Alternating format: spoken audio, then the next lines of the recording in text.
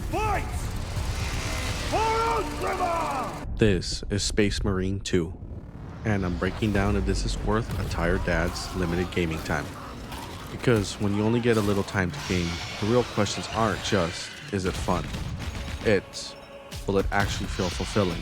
How much will it demand from you? And more importantly, can you step away when life happens? So let's start with what you're actually getting into here. Space Marine 2 is a third-person mix of shooter and heavy hack and slash where you play as, you guessed it, a Space Marine. A massive walking wall of superhuman muscle, wearing the equivalent of a whole tank as armor.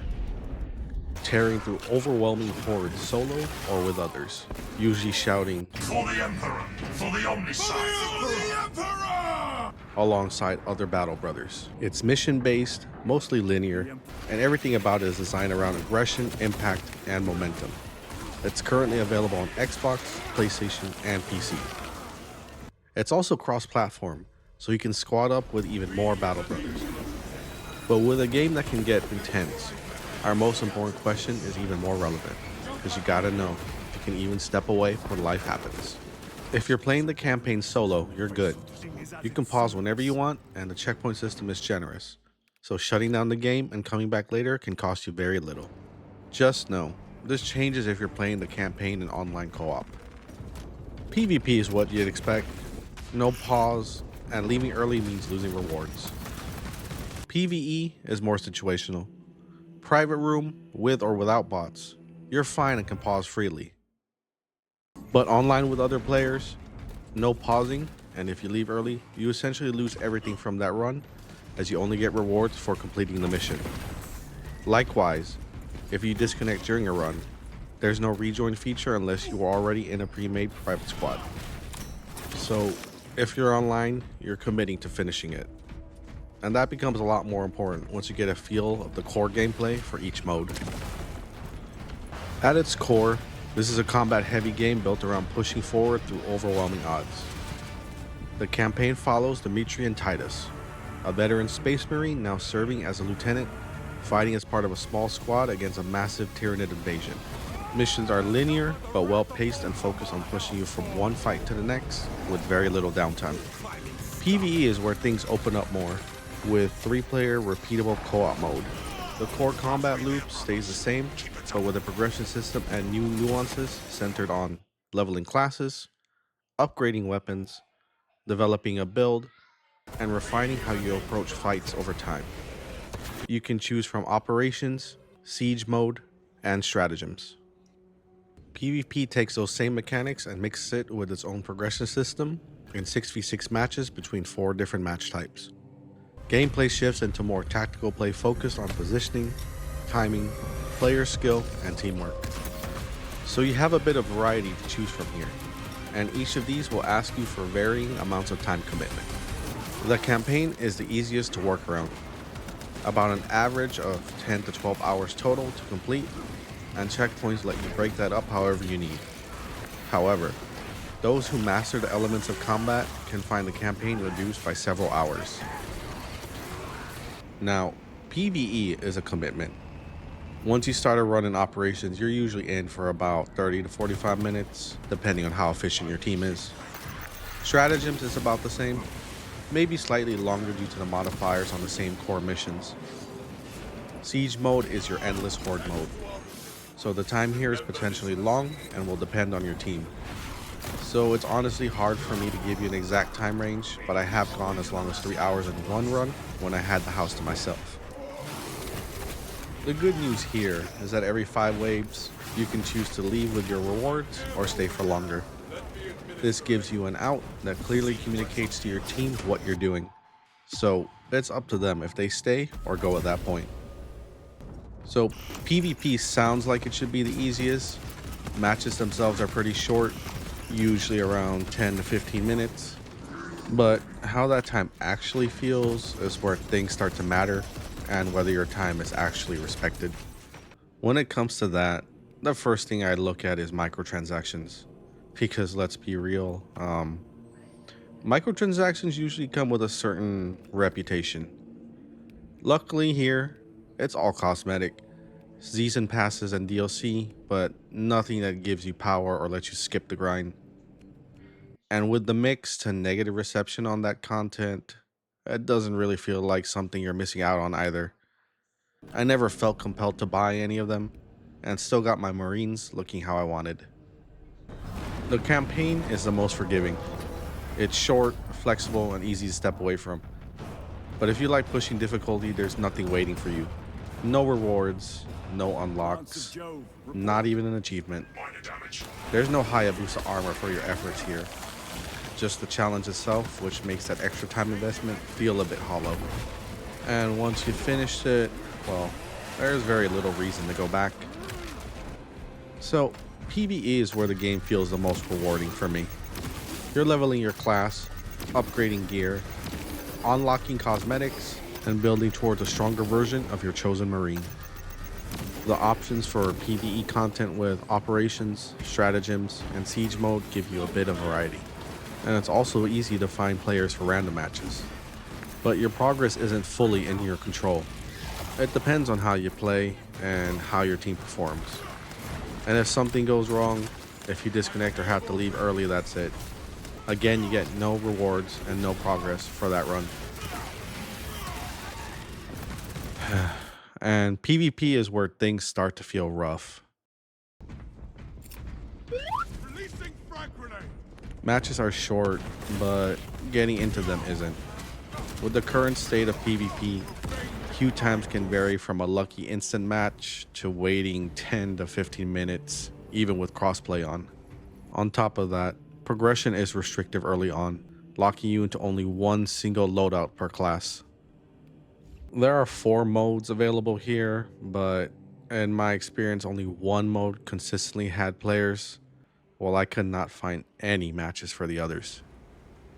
So while PvP itself feels good, it can start to feel like you're dragging along just to actually play how you want, as the progression system forces you to grind through before getting more weapon options.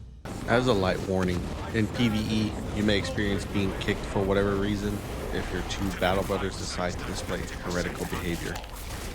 Although griefing via kicking is a known recurring issue, my overall experience with the community has been positive. Regardless of where you put your time, the game will require some level of focus from you. You're looking at a moderate to high level of focus, especially early on. As you get more comfortable with the combat system and start recognizing patterns, that can drop closer to low levels. That being said, this isn't a sit back and relax kind of game. More so something you use to feel a bit of a rush and blow off some steam in a constructive way. Naturally, the level of focus you may need will vary depending on the mode, and how intense that feels depends a lot on your choice and difficulty. In the campaign, there are 4 difficulty options, with veteran being the default. The difficulty is purely for the challenge. There aren't any rewards tied to higher levels, so the difference comes down to how demanding you want the combat to become. PvE is where difficulty matters more. Here you're looking at 6 different difficulties. Higher difficulty means better rewards and faster progression, but also more pressure, more aggressive enemies, tougher encounters, and overall less room for mistakes. There is a system in place that lets you turn in lower difficulty materials into higher tier ones, so you could absolutely play more casually and still progress. It'll just take a lot longer. And PvP, well, I don't think much needs to be said. It's just going to depend on how skilled the other players are in the match. And by this point, I think you can see how intense this game can get, especially as the difficulty ramps up. So this is a co-op game, so you can absolutely play it with friends or family. But that brings up an important question for tired dads. Is this actually living room friendly?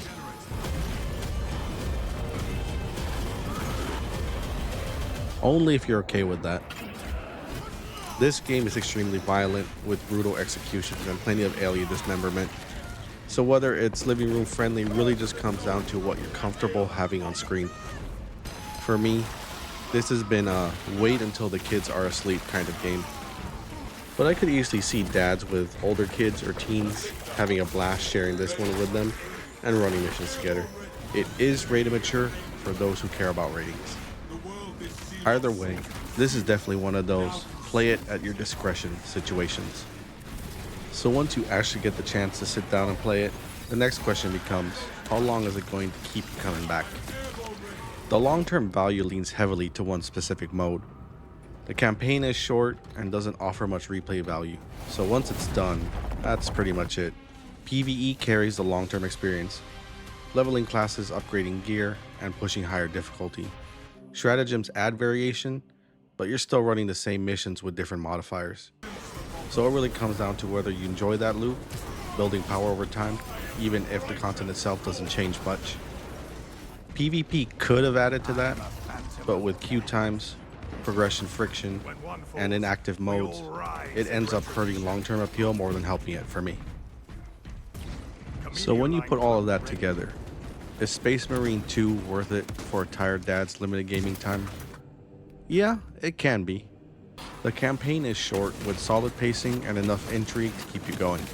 It also ties in well with the PvE mode, since you naturally get introduced to some of the more dangerous enemies. PvP feels like it could have been fun, and maybe it was when the game first released, but the compounding effect of all the stress points previously mentioned makes this mode feel almost empty at times. My drive to continue PvP tanked after dealing with all those issues consistently, which really didn't help since I'm not a big PvP guy to begin with. But PvE, that's where this game really delivers, with a caveat. It won't take long to try everything, and there isn't much variation beyond that. So you really have to enjoy the combat and progression loop. From that point onward, the grind for leveling and upgrading becomes the focus.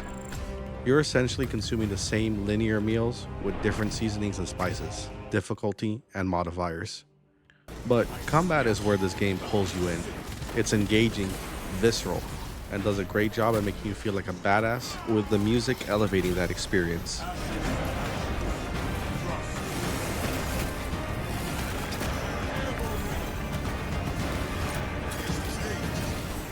So if you enjoy grinding, improving, and jumping into intense combat sessions, it gives you a strong power fantasy in manageable chunks.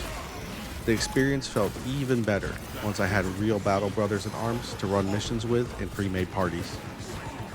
And when everything works, this is a game that can fill a variety of gaming windows. So if that sounds appealing to you, this game can be a great fit for those flexible gaming windows where you enjoy the grind towards that ultimate power fantasy. Or if you just want to jump in, go full aggro on some hordes or players, and you're okay with some of the time loss that comes with it. If you found this review helpful and want to see more, consider liking, commenting, and subscribing. I'm Split, and I'm splitting. See y'all next time.